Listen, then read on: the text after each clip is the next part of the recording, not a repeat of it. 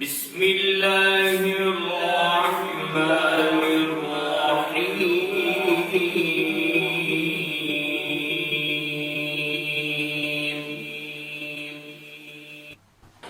محترم سامعین و سامعات، آپ سن رہے ہیں تاریخ اسلام۔ اب تک عرب کی مختلف حالات اور حضور اکرم صلی اللہ علیہ وسلم کے پہلے کے حالات کو ذکر کیا۔ اب نبی کریم صلی اللہ علیہ وسلم کی پیدائش کے قریب قریب جو حالات پیش آئے اور حضور کی پیدائش کو ذکر کر رہے ہیں۔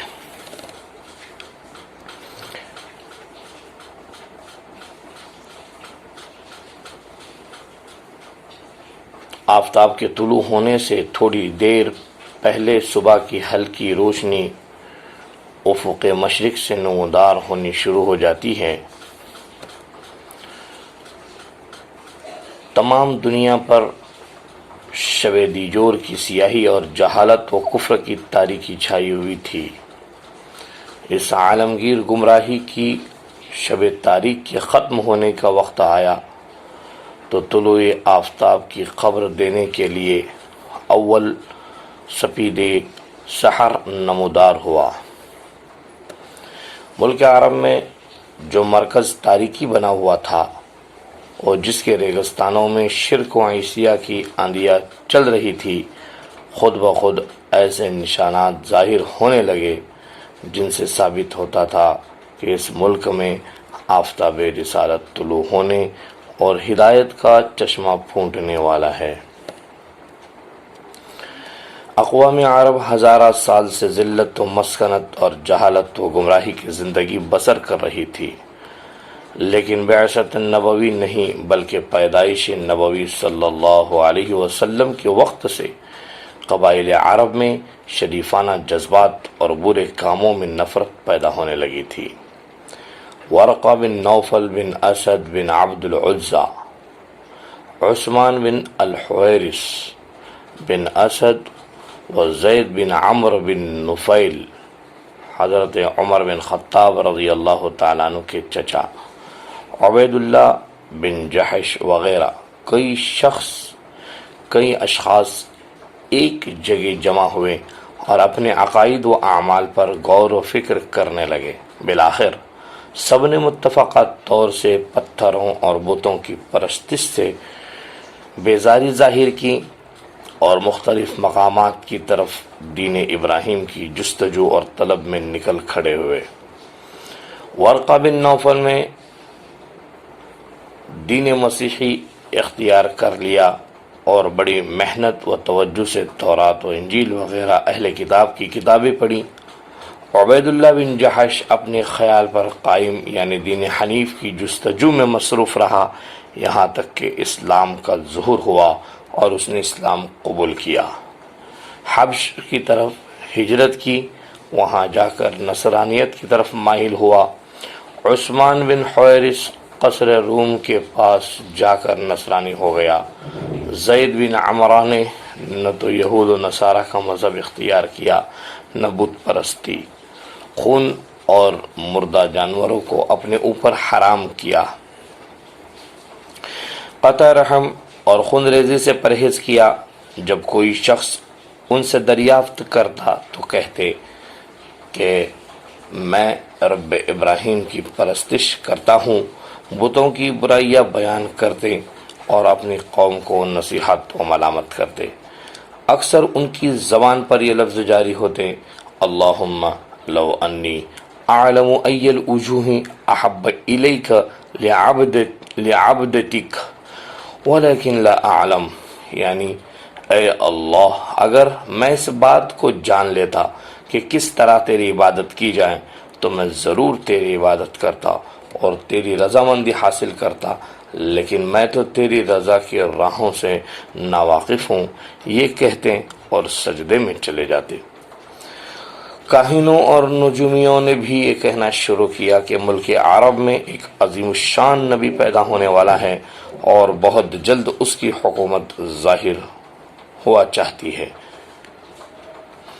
یہودی بھی آباد تھے اور نصارہ بھی، علماء یہود نے بھی اور علماء نصارہ نے بھی تورات و انجیل کی بشارتیں اور خوشخبریاں بیان کرنا اور لوگوں کو سنانا شروع کر دی کہ نبی آخر الزماں ملک عرب میں عنقریب ظاہر ہوا چاہتے ہیں۔ چند روز کے لیے ملک یمن پر شاہ حبش کا قبضہ ہو گیا تھا۔ عبد المطلب کے زمانے میں بھی یمن کا علاقہ شاہ حبش کے ماتحت تھا۔ اس زمانے میں شاہ حبش کی جانب سے ابرہۃ الاشرم یمن کا صوبیدار تھا۔ اس نے یمن میں ایک معبد تیار کیا اور اہل عرب کو ترغیب دی کہ بجائے کعبۃ اللہ کے اس یمن کے مندر کا رخ کیا کرے، لیکن اس کو اپنی اس تحریک میں کامیابی نہ ہوئی، بلکہ ایک عرب نے موقع پا کر اس مندر میں اس کی تذلیل کے لیے پاخانہ کر دیا۔ ابرہہ نے جوش انتقام میں مکہ پر چڑھائی کی اور اس ارادے سے روانہ ہوا کہ خانہ کعبے کو مسمار کر دوں گا۔ اس کی فوج میں ہاتھی بھی تھے، اس لیے مکہ والوں نے اس فوج کا نام اصحاب الفیل اور اس سال کا نام عام الفیل رکھا۔ مکہ کے قریب پہنچ کر ابرہہ نے جب قیام کیا تو قریش مکہ اس فوج کے آنے کی خبر سن کر ڈر گئے، خوف زدہ ہو گئے، کیونکہ ان میں اس فوج کے مقابلے کی طاقت و قوت نہ تھی۔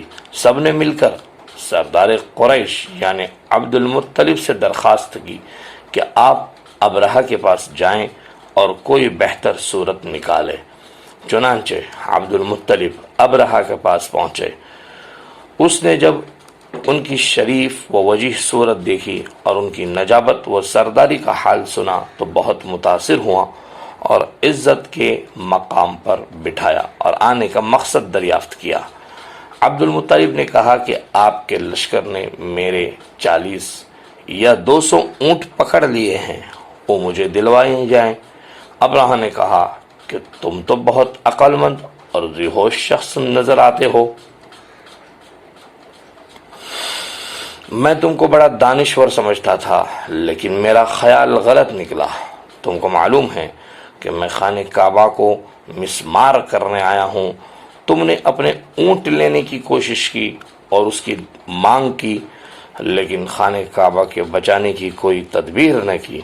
عبد المطلب نے فوراً برجستہ جواب دیا، انا رب الابل وللبیت رب یمنعہ، میں تو صرف اونٹوں کا مالک ہوں، مگر اس گھر کا بھی ایک مالک ہے، وہ اپنے گھر کی خود حفاظت کرے گا۔ ابرہہ اس جواب کو سن کر برہم ہوا اور اس نے کہا کہ اچھا، میں دیکھوں گا کہ رب البیت مجھ کو کس طرح روکتا ہے اور کعبے کی حفاظت کرتا ہے۔ چنانچہ اس کے لشکر پر تباہی آئی اور وہ سب کعصف مأکول ہو گئے۔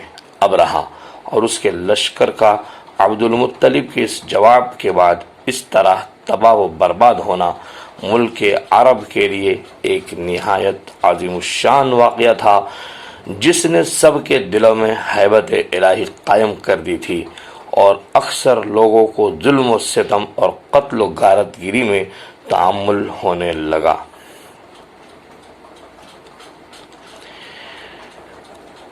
یہ کچھ باتیں آپ کے سامنے ہم نے پیش کیے ہیں، آپ سے درخواست ہے آپ سنیں، آگے پیش کریں، لوگوں کو سنائیں، تاکہ سیرت نبی اور تاریخ اسلام لوگوں کو معلوم ہو جائیں، ان کے علم میں یہ باتیں آ جائیں۔